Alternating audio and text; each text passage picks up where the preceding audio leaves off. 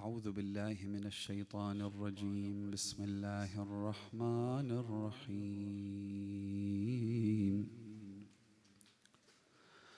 الحمد لله رب العالمين، وصل اللهم على سيدنا ونبينا وحبيب إلهنا أبي القاسم محمد. اللهم صل على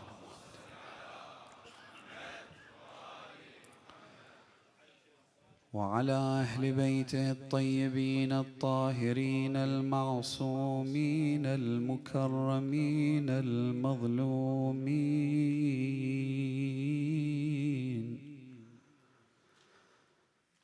الغرر الميامين،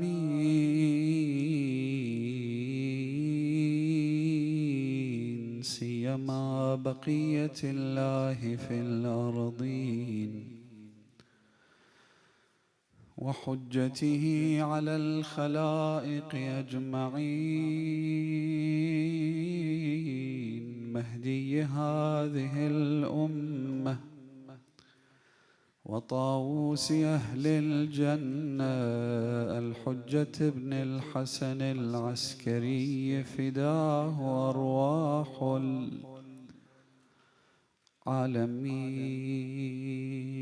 اللهم كن لوليك الحجة ابن الحسن صلواتك عليه وعلى آبائه في هذه الساعة وفي كل ساعة، وليا وحافظا وقائدا وناصرا ودليلا وعينا، حتى تسكنه أرضك طوعا وتمتعه فيها طويلا برحمتك يا أرحم الراحمين.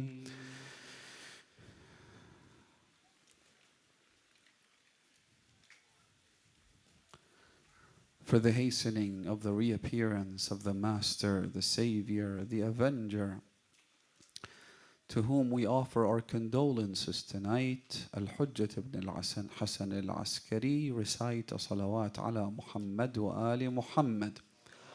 Allahumma salli.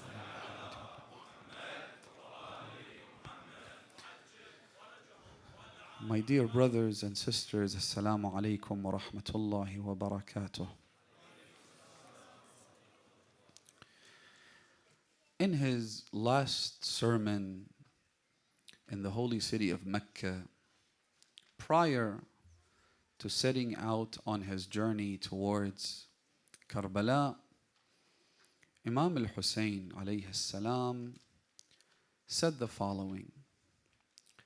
He said, ألا من كان باذلا فينا مهجته موطنا على لقاء الله نفسه فليرحل معنا فإني راحل مصبحا إن شاء الله.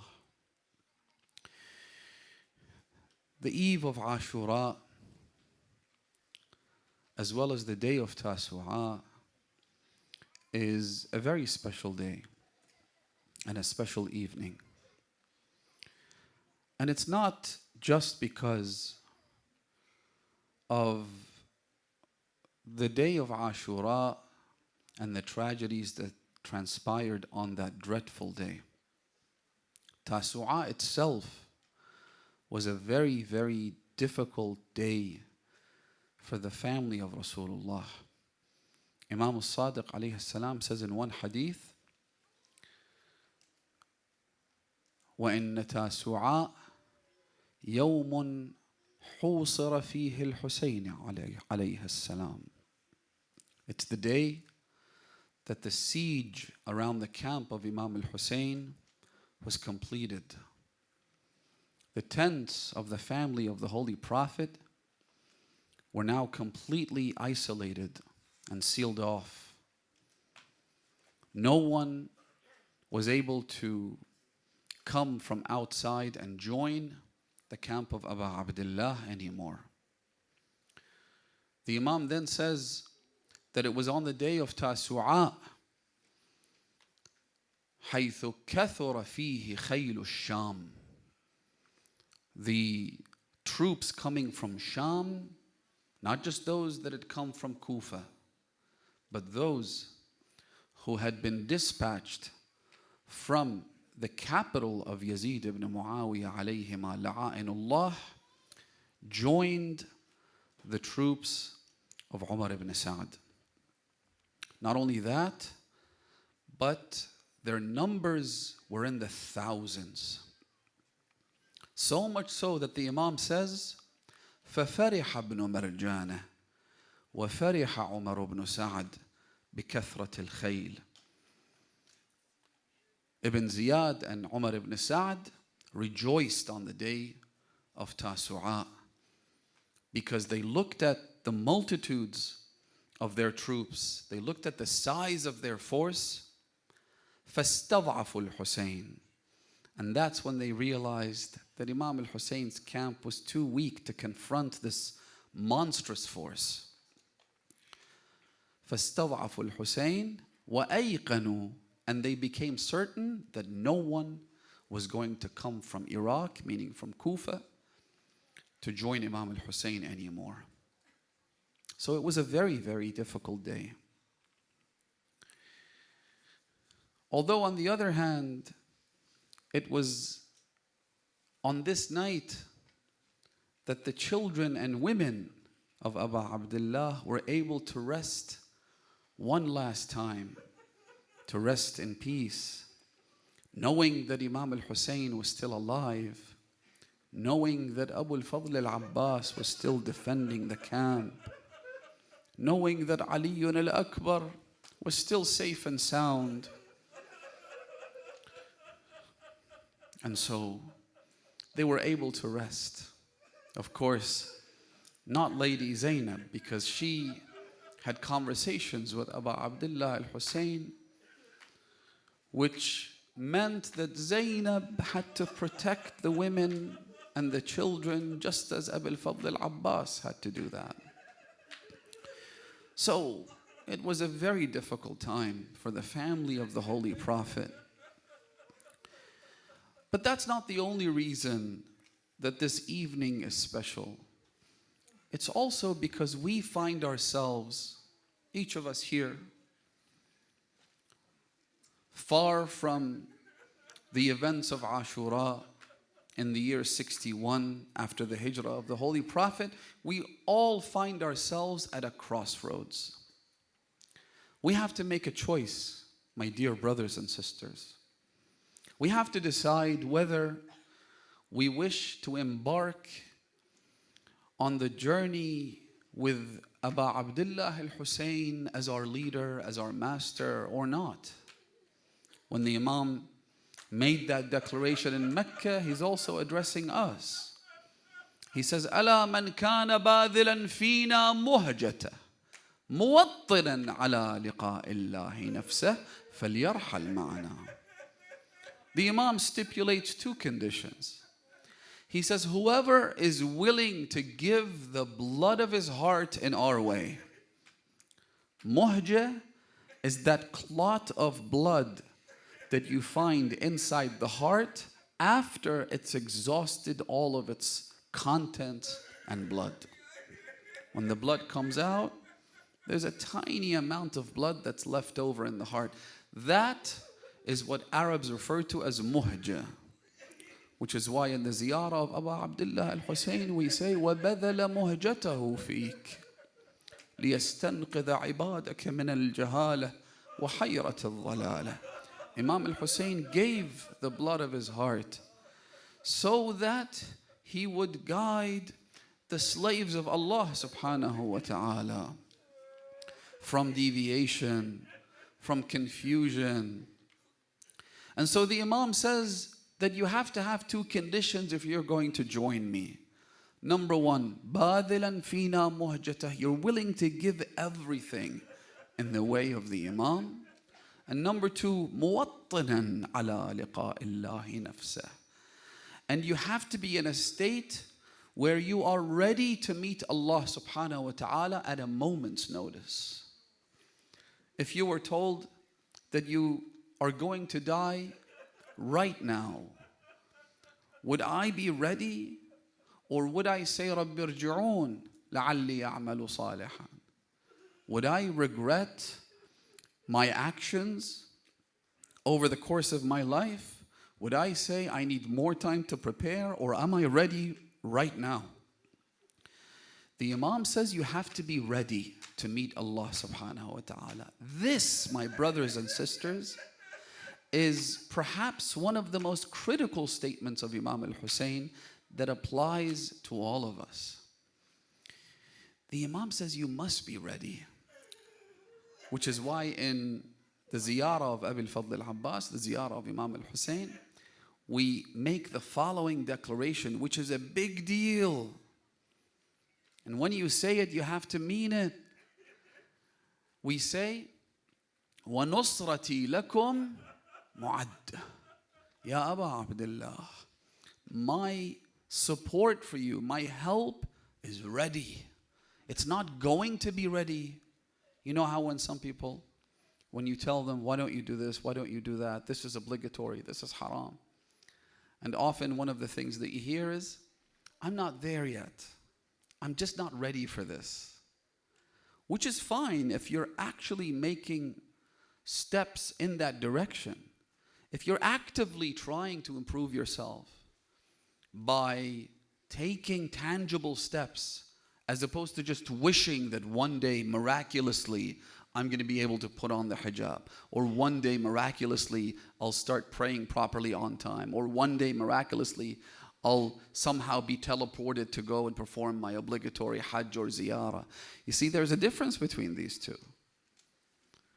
Am I ready, or am I actively trying to prepare to provide my support to the Imam when he needs it? Or am I just slacking off? Am I just goofing my life away, acting as though everything's fine, everything's okay, not knowing that I'm losing my most precious asset, which is my life? Not only am I losing my most precious asset, but I don't know when the moment will come where I have to step up and provide the support that I've promised him. By repeatedly saying, وَنُصْرَتِي لَكُمْ مُعَدَّةٌ, by repeatedly saying, يَا لَيْتَنَا كُنَّا مَعَكُمْ فَنَفُوزَ فَوْزًا عَظِيمًا.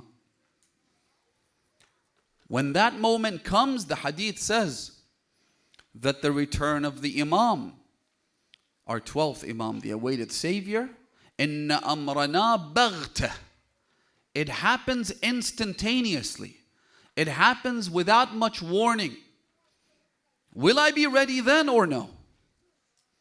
Because if I'm not taking active steps to improve myself, if I'm not preparing right now, when the moment comes, it's too late to start the process of self-improvement, discipline, and being religious and so forth. It's too late. The Quran says as much, in fact, that when that moment comes, if you were not a believer to begin with, if you were not someone who was in anticipation of the Imam, it's useless. لم تكن آمنت من قبل أو كسبت في إيمانها خيرا. Had I not prepared for that moment, it won't be sufficient for me to say, you know what? I choose to join the Imam. Because it's one of those moments, and I've used this example before, where you don't have time to make a decision. It's like when you're in the middle of the road and suddenly you see a fast vehicle approaching in your direction. At that moment, you can't say, well, now I'm going to train so that I could sprint away fast enough to be saved from imminent death. You can't do that. You can't even make a conscious decision. You don't have time to think about it. You can't stand there and say, well, let me weigh up the pros and cons, whether I should proceed forward or run backwards or stay where I am and just hope for the best. You don't even have time to make a decision. Your actions have to have led you to a point where you make the right decision at that exact moment. I hope that makes sense.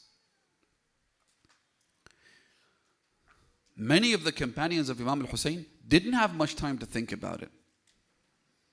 They just happened to be there, obviously in accordance with a very highly calculated divine plan. And the decision to join Imam al-Hussein was based on a lifetime of hard work. And so we have to decide tonight. Are we going to be one of those people who says, like Abdullah ibn Umar, who encountered Imam al-Hussein and the Imam specifically invited him? How pathetic does one have to be to have the proof of Allah, the grandson of Rasulullah, come to him personally and invite him and say, come join us. And so he said to the Imam that your flesh is too beautiful, Ya Aba Abdullah. I've seen the Prophet kiss you from head to toe. Once Rasulullah took his grandson, who was only an infant, but he could speak. The Prophet took him and he began to kiss him from head to toe, leaving no place that was not touched by the blessed lips of Rasulullah. Then the Prophet burst into tears. Imagine you're a child and you see your father crying, you see your mother crying. This is Rasulullah, the Imam's grandfather. He began crying excessively. And so Imam al-Hussein, this child, he says to him, Jaddah, why did you kiss me the way you did? And why are you crying right now? The Prophet said to him, Inni uqabbilu mawadi'a as-suyufi ala badanik. I am kissing the landing spots of those swords that will strike you one day. In other words, the entire body of Abu Abdullah al-Hussein, حتى كان كالقنفذ.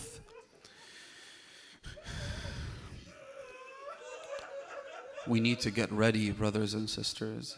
We have so many ahadith. غيبة النعماني. النعماني was a student of Shaykh al-Kulayni radwanullahi ta'ala alayh. He compiled a book called Al-Ghayba, the book of occultation. In it he describes the events that will lead to the reappearance of the Imam. And he'll talk about the calamities that the followers of the Ahlul Bayt will face. And we talked about this last night, which will only intensify as they get closer and closer to the time of the reappearance. He talks about all those and he mentions some truly horrific scenes that we now find ourselves right in the midst of those descriptions. He says, for instance, quotes Imam al-Sadiq alayhi salam as having said the following. The Imam says that your Imam will disappear. People will no longer have access to him. They won't be able to see him. So much so that people will begin to doubt he ever existed. Then they'll say, Mata aw halak bi'ayyi wadin salak. Even if he was born, even if he did live for a period of time, he must have died. After all this time, he can't still be alive. He died. بِأَيِّ وَادٍ سَلَكَ. God knows which path he took and what happened to him in his loneliness. بِأَبِي أَنْتَ وَأُمِّي يَا حُجَّةَ ابْنَ الْحَسَنِ. This is in one hadith. In another hadith, the Imam says, تُصِيبُكُمْ شُبْهَةً. You will be faced with what could only be the worst affliction, which is confusion, not knowing what's right from what's wrong. تصيبكم شبهة فتبقون بلا علم بلا إمام يرى ولا علم هدى. you will end up without a banner that you can see, without an imam who is your guide. You'll end up in a state of utter bewilderment and confusion. So we know these tests and these trials are happening. They're happening right now. And what's amazing and absolutely important for us to talk about, especially on such a night, is the connection between Imam al-Husayn's martyrdom and the 12th Imam. There's a reason that when the Imam returns, his chant and his companion slogan will be what? Ya litharat al-Husayn. أين الطالب بذحول الأنبياء وأبناء الأنبياء أين الطالب بدم المقتول بكربلاء يا حجة ابن الحسن عجل على ظهورك. That connection is very pronounced. So much so that I'll share a hadith with you that opens up horizons of knowledge. Al-Hurr al-Amili, who was one of the great giants of our scholarly heritage, a scholar of the highest caliber, who moved from southern Lebanon to Safavid Iran, settled in the holy city of Mashhad, and he was contemporaneous with Allama al-Majlisi. Their times overlapped. He wrote a book called Ithbatul Hudat, one of his most famous works, which is still one of the bedrocks of Islamic jurisprudence in the Hawza to this day, almost 300 years later, is Wasa'il al-Shia.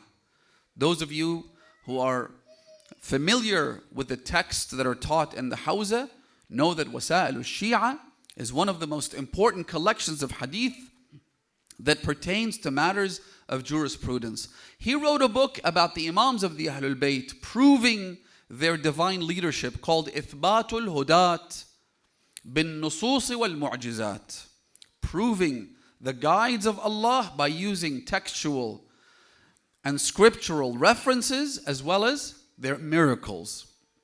In this book, he mentions a hadith which attempts to respond to a question that some people have. And again, connecting back to our discussion last night, why all of these trials? Why all of these tragedies that befell the family of Rasulullah? To the extent that the Holy Prophet gets poisoned to death. Fatima al-Zahra, a Christian man, writes about her and says, Inna umraha, her life is not counted by years or months or days. Her life is counted by the tragedies that she faced. La bil a'wam, bal bil alam. Then Amir al-Mu'mineen, then Imam al-Hasan, then Imam al-Husayn. How do you make sense of all of this? The constant pain and tragedies that the Imams faced. Why did all that happen? Imam al-Hasan al-Askari responds to this question. Listen very carefully. He says, إن بني أمية وبني العباس وضعوا سيوفهم فينا لعلتين. This expression on its own is a musibah that requires tears of blood to be shed. He says that Bani Umayyah and Bani al-Abbas put their sword, inserted their sword into us for two reasons. The first, he says, is because they knew that they had no rightful authority. They knew that their governments were illegitimate. And when someone is a thief, they will strike preemptively. They will try to hurt the victims if they feel that the victim is going to come back and demand their right. They knew full well what they were doing. As Amir al-Mu'mineen says in the famous Shiqshaqiyya sermon in Nahj al-Balagha, the second sermon in Nahj al-Balagha, the Imam says, Ama wallah, by God, I swear in Allah subhanahu wa ta'ala, that Ibn Abi Quhafa, that the tyrant, the first gypsy, when he stole my guardianship and my position of authority, إنه ليعلم أن محلي منها محل القطب من الرحى. He knew that my position vis-a-vis divine authority and government was the position of the axis that holds the two mills. You know, when you try to turn grain into flour, you put it between these two discs. You can't keep the discs together spinning around properly if you don't have an axis keeping them. He says that he knew that my position regarding the Khilafah was the position of that axis that kept the mill together. وَإِنَّهُ لَيَعْلَمُ أَنَّ مَحَلِّي مِنْهَا مَحَلُّ الْقُطْبِ مِنَ الرَّحَى يَنْحَدِرُ عَنِّي السَّيْلُ وَلَا يَرْقَى إِلَيَّ الطَّيْرُ فَسَدَلْتُ دُونَهَا ثَوْبًا وَطَوَيْتُ عَنْهَا كَشْحًا وَطَفِقْتُ أَرْتَئِي بَيْنَ أَنْ أَصُولَ بِيَدٍ جَذَّاءٍ. The Imam says that he knew exactly what he was doing, even though no one could be compared with me. I was like a mountain, no bird could reach the summit. And floods would be pouring down from me, floods of knowledge and guidance. So they knew. And because of that, they put their swords into us and they killed us so as to preempt any attempt to take back what belonged to the Ahlul Bayt. Reason number one. Reason number two, he says because they had read in books, manuscripts, and they had researched this topic enough to recognize that the one who was given a divine mandate to destroy the tyrant's rule was the Mahdi. And so they killed us in order to eradicate the progeny of Rasulullah, and it wouldn't come to the Mahdi. In other words, they killed Rasulullah, then they killed Fatima al-Zahra, and they killed Muhsin, and they killed Imam al-Hasan and Imam al-Hussein in order to prevent the coming of the Mahdi. That was the whole objective. They killed Abdullah al-Radi', and their slogan was لا تبقوا لأهل هذا البيت من باقية, spare no member of this family. That's what they were saying on the day of Ashura. Why? Because they wanted to ensure that the Mahdi does not come. They wanted to sever the lineage of Rasulullah, which is why the Imam said to Umar ibn Sa'd on the day of Ashura, when Ali al-Akbar headed towards the battlefield, he said to him, قَطَعَ اللَّهُ رَحِمَكَ كَمَا قَطَعْتَ رَحِمِي. You've severed my lineage. May Allah sever your lineage. That was the whole point. And so, suddenly, it makes sense that the Imam of the time says, addressing Abu Abdullah al-Hussein, فَلَئِنْ أَخَّرَتْنِي الدُّهُورِ وعاقني عن نصرك المقدور ولم أكن لمن حاربك محاربا ولمن نصب لك العداوة مناصبا فلأندبنك صباحا ومساء ولأبكين عليك بدل الدموع دما حسرة عليك وغصة على مصابك وتلهفا حتى أموت بغصة الاكتئاب ولوعة المصاب. The Imam says, now that God's decree chose for me not to be there with you on the day of Ashura, so that I could give you my support, so that I could defend you, so that I could show enmity to those who showed enmity to you, now that this is what God decreed for me, then I will mourn for you every morning and every night. And I will shed tears of blood out of my eyes. Hatta amut, until I die from my grief for you. It's no surprise then Because Imam al-Mahdi knows that his grandfather Abu Abdullah was killed to prevent the Mahdi from coming. Ali al-Akbar was killed because they thought he was going to be the Imam after Abu Abdullah. That's why they killed him the way they did. فَقَطَّعُوهُ إِرَبًا إِرَبًا. They said to themselves, this is going to be the successor of Imam al-Hussein. Make sure he doesn't survive. بأبي أنتم وأمي يا أهل بيت النبوة. Imam al-Mahdi knows this. Ashura happened because of Imam al-Mahdi and for his sake. And because of that, my brothers and sisters, Ashura has to take a Mahdawi color. In fact, every single one of our occasions and commemorations has to take the color of Imam al-Mahdi. It's not just the 15th of Sha'ban. It's not just every Friday. Every single one of our occasions has to center around the Mahdi. May Allah hasten his reappearance. When we do that, suddenly our lives begin to change. When Imam al-Mahdi becomes the focal point of our lives, everything changes. When we sit down and talk amongst friends, mention something about Imam al-Mahdi. Remember his loneliness. Remember the fact that he's a stranger. Remember the fact that he is like a refugee who roams around the earth without a helper, without a supporter. Tonight, brothers and sisters, we need to pray for the Imam of the time. Tonight, if Imam al-Mahdi spends every morning and every evening crying for Abu Abdullah al-Hussein throughout the year, imagine what state he's in right now on the eve of Ashura.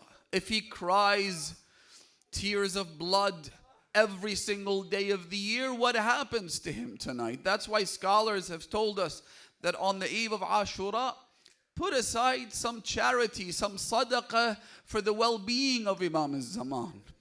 Because tonight, his condition is truly painful, truly difficult.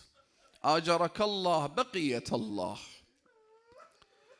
Every single moment in our lives has to be centered around the Imam of the time. Didn't we say, وَنُصْرَتِي لَكُمْ مُعَدَّةً? Didn't we say, يَا لَيْتَنَا كُنَّا مَعَكُمْ? What does my Imam want from me? When you wish to choose a career path, ask yourself, is this what my Imam wants from me or no? When you wish to get married, is this person the one that my Imam wants me to get married or no? Suddenly the decision becomes an easy one. It becomes a lot easier to take steps in your life. You won't be confused. What would my Imam want from me? Pray for him. Remember him.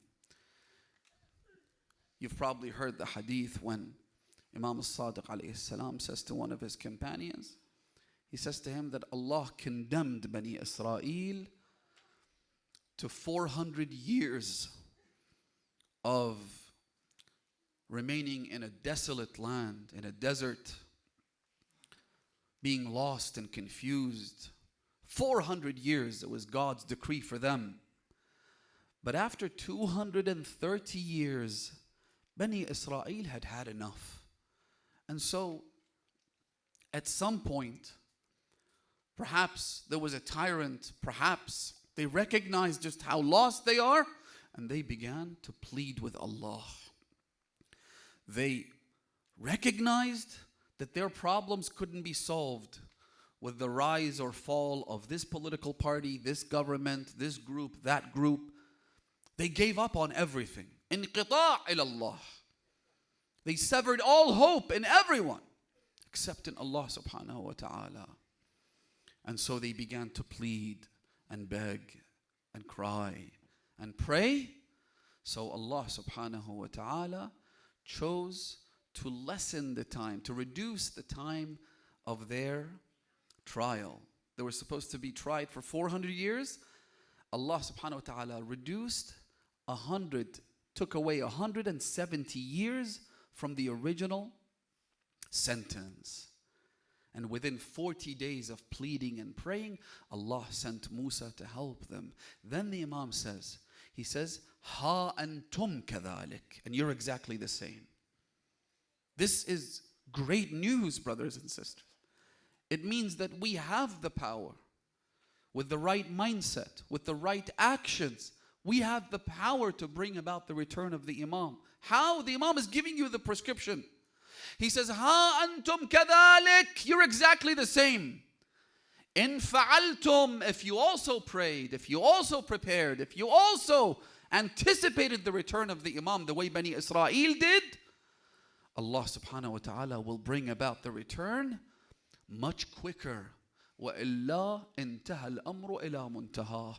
Otherwise, you'll have to serve the rest of your sentence. Whatever that may be. 1,000 years, 10,000 years. God knows. Tonight is a time for us to pray for the return of the Imam. It's all about him. Yes, it's about Abu Abdullah al-Hussein. But he is the one we offer condolences to. And he's the one that we have anchored our boats to. In Ziyarat Ashura, in 2 different locations, we pray for the return of the Imam and say that we wish to seek your revenge and restore justice مع إمام هدى قائم من آل بيت Muhammad, with the Imam of the time. So it's highly connected. The hadith says, and I won't take too much of your time because it's a night for crying and lamenting. He says that Imam Zayn al-Abidin, he addresses his companion Abu Khalid al-Kabuli, and he says to him, سَتَطُولُ الْغَيْبَةُ فِي آخِرِ الزَّمَانِ. The occultation will last a long time. Then he says, إن أهل زمان غيبته القائلون بإمامته المنتظرون لرجعته. 3 conditions. The people of his time, we are the people of his time. The time of the occultation. القائلون بإمامته are those who believe in his divine guardianship. Firm belief. Not just some abstract notion, which is what most of us have. We have an Imam, he's hidden, he is in occultation, he's going to return someday. No, actually believe in him. Do you know how many groups there are out there who are trying to snatch away your belief in the 12th Imam? Somebody said that my son read a novel and became an atheist. A novel. Someone said the other day, they sent me a message. These aren't just fiction. He sent me a message saying, Sayyid, my son started watching a guy on YouTube and he abandoned Islam. And then he said to me, he's following some other religion, I'm not sure what. He goes, I don't know whether it's the Bible or the Torah. This is how wretched this time is. One YouTube video away from disbelief.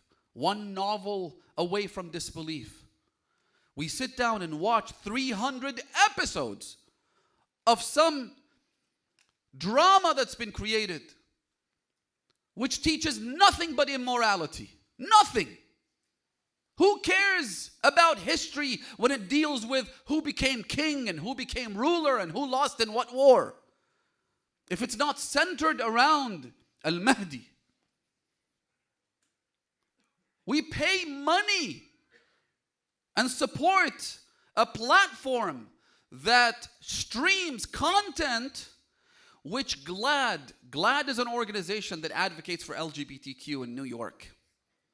GLAAD has issued a statement saying that this platform has taken impressive strides in representation for us. Almost every series and every movie contains something that's poisonous to our minds, and we pay to watch it. The sign of the time. This is where we are. This is how pathetic our circumstances are, how dangerous our circumstances are. What do we do in this day and age? That's why the Imam says, الْقَائِلُونَ بِإِمَامَتِهِ. You have to believe in his imamah. And believing in his imamah isn't just about hearing a majlis. Somebody says, Imam al-Mahdi, Ajjalallahu ta'ala farajah. That's it. No. Why do you believe in him? Where is the evidence in the Quran? Where is the evidence in the hadith of Rasulullah? Where are the logical proofs that we have provided, our scholars have provided? May Allah bless our scholars who for the last thousand years have been working tirelessly to teach and write books and compile hadiths so as to prevent these diseases from reaching us.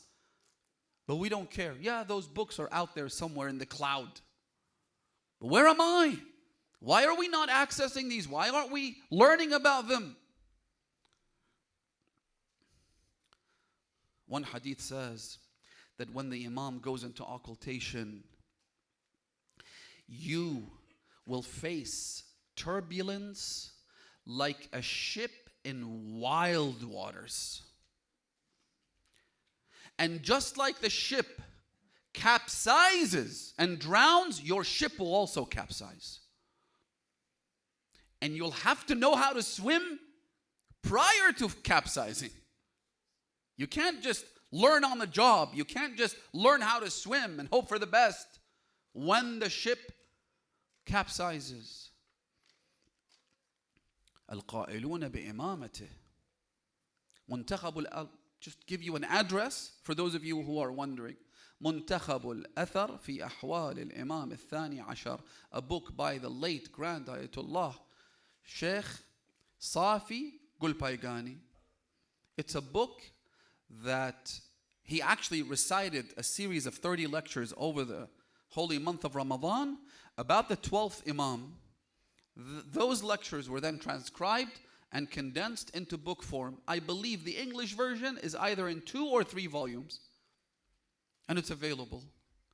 I've been telling brothers and sisters throughout the world, have a program where a group of youth get together every week and simply read this text. Just read it. You need to have solid belief to constitute al-qa'iluna bi'imamatihi. Number 1. Number 2, وَالْمُنْتَظِرُونَ لِعَوْدَتِهِ. And those who are waiting for him to return. These are the ones about whom the Imam says, إِنَّ أَهْلَ زَمَانِ غَيْبَتِهِ خَيْرٌ مِنْ أَهْلِ كُلِّ زَمَانٍ. The people of his occultation who satisfy these 2 conditions are better than the people of any other time that preceded us and any other time that will come after us. In other words, we will be better, we can be better than those who met Rasulullah and met the Ahlul Bayt if we do this. Firm belief, waiting. What does waiting for the Imam mean? In a nutshell, they ask the Imam, what is taqwa? What is piety? The Imam says, piety, أن يراك الله حيث أمرك وأن لا يراك حيث نهاك. It is when Allah finds you where He has commanded you to be and doesn't find you where He has forbidden you from being there. That's taqwa in a nutshell. In other words, the places we choose to go to, we have to ask ourselves, does Allah want me to be here? Has He commanded me to be here? Allah's commanded us to be under the dome of Aba Abdullah al-Hussein. Go to ziyarah as much as you can. It's this connection that we have to keep with the Imam in these turbulent times. And when you go to ziyarah, make sure your ziyarah is different from others. Christians go to ziyarah of Imam al-Hussein. Jews go to the ziyarah of Imam al-Hussein. I'm not even exaggerating. A couple of years ago, there was an article on Fox News. I saw the article myself. A member of the British House of Lords who is Jewish went to ziyarah. Not only did he go to ziyarah, he walked from Najaf to Karbala. Then he went back to Najaf and took a film crew with him and walked back to Karbala. He's like, this is the road to paradise. I don't know what this is, but it's the closest thing to world peace. So Christians go, Jews go, others go. Should there be a difference between my ziyarah and their ziyarah? The difference is the Mahdi. The difference is now that I've chosen to dye my faith, to color my faith with the color of Imam al-Zaman, when I go to ziyarah, I don't go there in fancy hotels, go swimming and smoking shisha and enjoying myself, eating all kinds of foods, and then, on the side, attend a lecture by some deviant who has nothing to do with Imam al-Hussein. My ziyarah becomes special. My ziyarah is one where I remind myself that the shrine of Abu Abdullah al-Hussein is occupied by the most sacred angels of Allah, by celestial beings. يَبْكُونَ وَيَنُوحُونَ شُعْثٌ غُبْرٌ. My ziyarah becomes different. My relationship with my spouse becomes different. Because again, I ask myself, would Imam al-Zaman want me to act in my marriage in this way or no? How would he want me to act? What would he want me to do? My relationship with my children, my relationship with other people, everything becomes different. Which is why in the ziyarah of Imam al-Zaman, we address him as such. We say, Assalamu alayka ya safinat al-najat wa ayn al-hayat. Ya sahib al-amr. You are the ark of salvation. You are the spring of life. Suddenly everything comes back to life. You see spring, and you see flowers, and you see the fragrance of Imam al-Zaman in your life. You see the effect of believing in him and devoting yourself to him in every single aspect of your life. You see blessings. Imam al-Sadiq said to a group of his companions, he said, أَنْتُمُ السُّفُنْ وَهَذَا مَلَّاحُهَا. He pointed to his son, Imam Musa ibn Ja'far. He said, you are the boats and this is the captain of the boat. If the Imam is the captain of my boat, I have nothing to worry about. Do I? If I'm on board a ship where I know that the ship is being steered by God's proof, which is why we recite, I believe it's the dua of Tuesdays, Allahumma ja'alni min awliyaik, فَإِنَّ أَوْلِيَاءَكَ لَا خَوْفٌ عَلَيْهِمْ وَلَا هُمْ يَحْزَنُونَ. Make me one of those under your guardianship, because those under your guardianship have nothing to fear. They have nothing to be stressed about. They have nothing to be sad about, because they know that whatever turbulence comes their way in this ocean that they're in, that they're still safe. Which is why in that hadith that I mentioned, Imam Zayn al-Abidin says to his companion Abu Khalid al-Kabuli that the people of his time who believe in him, who wait for him, who prepare for him, those people are the best people. أولئك شيعتنا حقا والمخلصون صدقا والهداة إلى الحق علانية وسرا.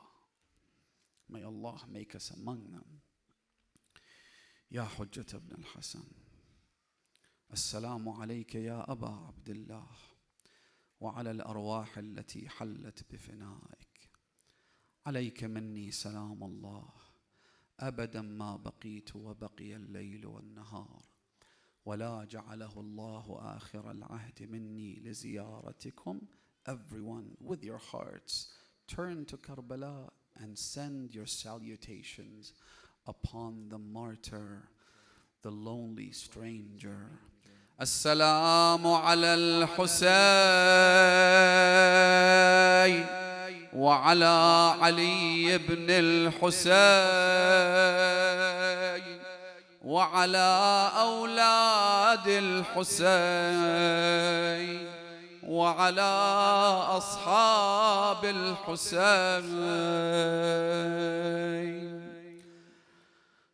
On the day of Ashura, there were many farewells, many goodbyes. But perhaps the most painful one was when Aba Abdullah came to his women and children. عليكن من السلام.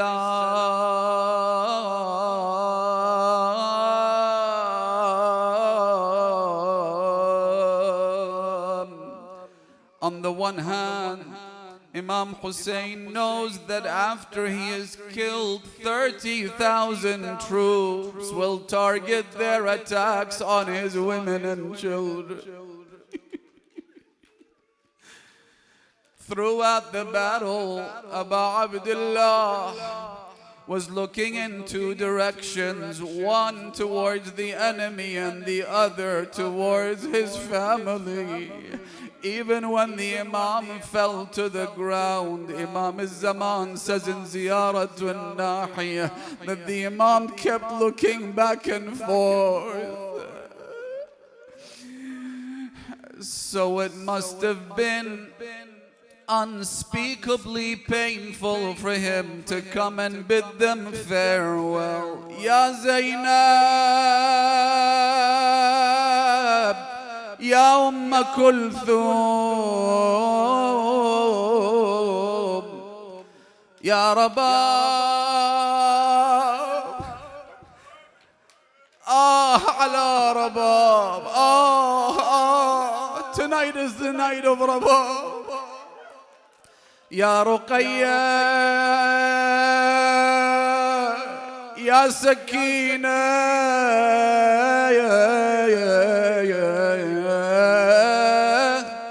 the women, the children, they all came out crying, beating their heads. They surrounded Aba Abdullah. Sukaina said to her father, Aba, ردنا إلى حرم جدنا رسول الله. Take us back to the shrine of our grandfather. Imam al-Hussein replied to them, he consoled them, he said, استعدوا للبلاء وويله ومصيبته. Get ready for affliction. وَعَلَيْكُنَّ بِالصَّبْرِ. Be patient, that's all I can tell you. وَعَلَيْكُنَّ بِالصَّبْرِ وَاعْلَمُوا أَنَّ اللَّهَ حَامِيكُنْ وَحَافِظُكُنَّ مِنْ شَرِّ الْأَعْدَاءِ. You should know that it's going to be very difficult, but Allah will protect you from these animals.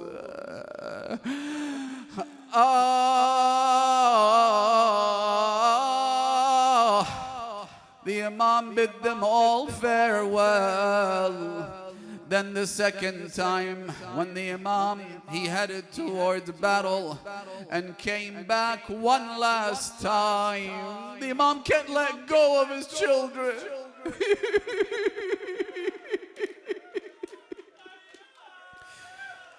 The Imam has to say his goodbyes one more time. But we know there is another reason. The Imam still has one more soldier who has to head to battle.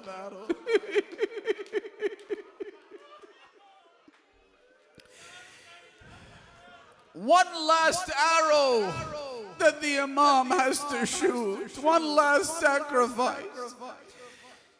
أخي زينب ناوليني ولدي الرضيع لأودعه. My sister Zainab, give me my infant.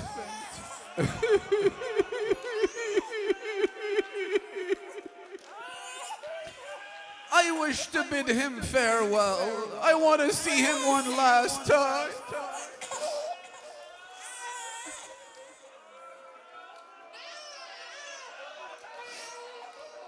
أيوا حسينا وغريبا.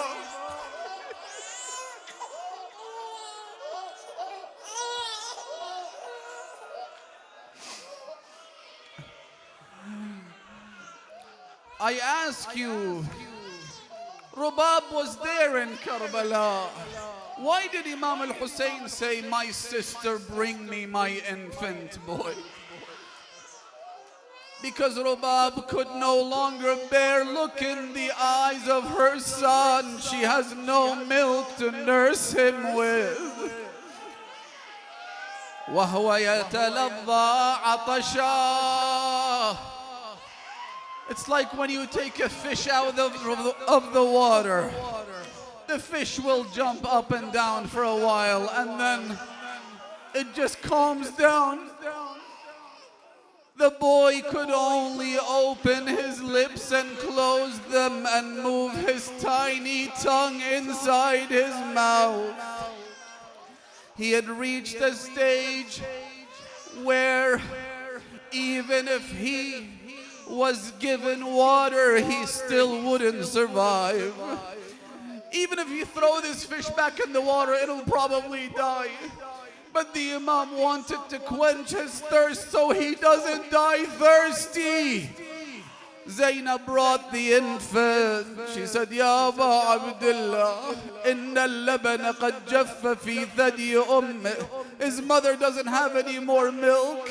Look at his face, the eyes sunken into their sockets, the tongue barely moving. The Imam took his boy. He headed towards the enemy. The enemy was shocked. The Imam looked different from every other time. Instead of wielding his sword, he had a boy in his hand. Instead of riding on a horse, he was on a camel. The Imam raised him high and said, Ya Qawm, لقد قتلتم أصحابي وأولادي. You've killed everyone I had. You killed my companions. You killed my boys, my sons, my family. وَلَمْ يَبْقَ إِلَّا هَذَا الرَّضِيعُ. All I have left is this. فَاسْقُوهُ شَرْبَةً مِنَ الْمَاءِ. Give him a drink of water. How much does an infant need to drink? Take him yourselves and feed him. Some of the enemy troops, they sympathized with him. They said, إِن كَانَ لِلرِّجَالِ ذَنْبٌ فَمَا ذَنْبُ هَذَا الرَّضِيعُ. If the adults had committed a crime, what sin has this boy committed? Others repeated their slogan, لا تبقوا لأهل هذا البيت من باقية. There was chatter between them.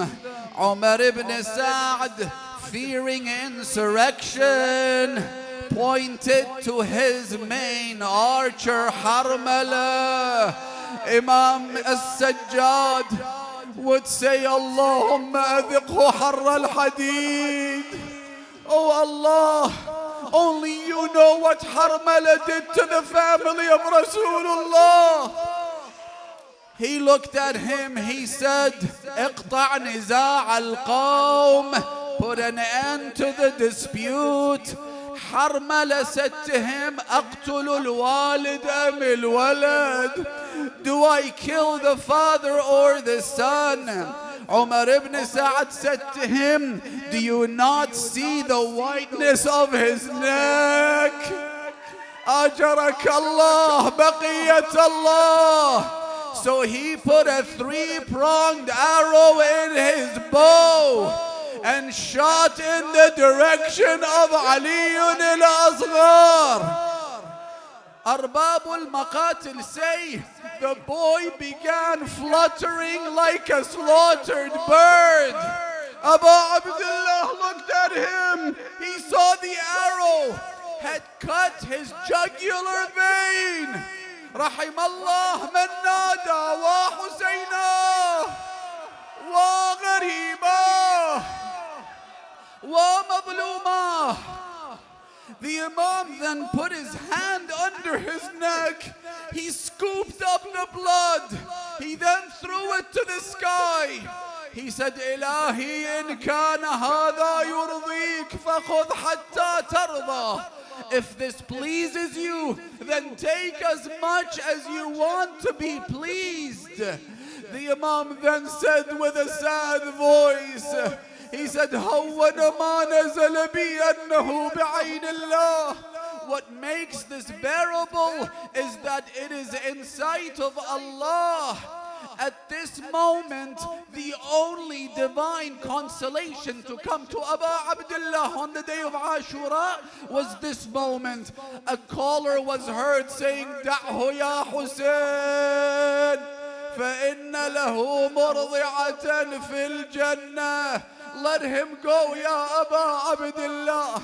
He has a nursemaid waiting for him in paradise. تلقى حسين دم الطفل بيده. إيش حال اللي ينشتل بيده وليده وذبل السما وللقاع ما خار. Aba Abdullah tried to head back to the camp. They say that the Imam would take a few steps forward and a few steps backwards. How does he go back to the camp with Ali al-Asghar slaughtered? How does he look into the eye of Rabab? How does he face his sister Zainab? What if Sakina says to him, Father, surely they fed my brother and you brought back the leftover water? What does the Imam do? Instead, the Imam goes to the back of the camp. He digs a shallow grave with the tip of his sword and he buried his boy while drenched in blood. But that burial didn't last too long. You know where I'm going with this? On the day of Ashura, on the 11th of Muharram, each tribe came and they severed the head. They took a head as a trophy back to Ibn Ziyad. One tribe was left without a head. Somebody said to them, I can help you with that. I saw Hussein bury someone behind his tent. They went to that grave. Ya Nas, Ya Nas, حتى الطفل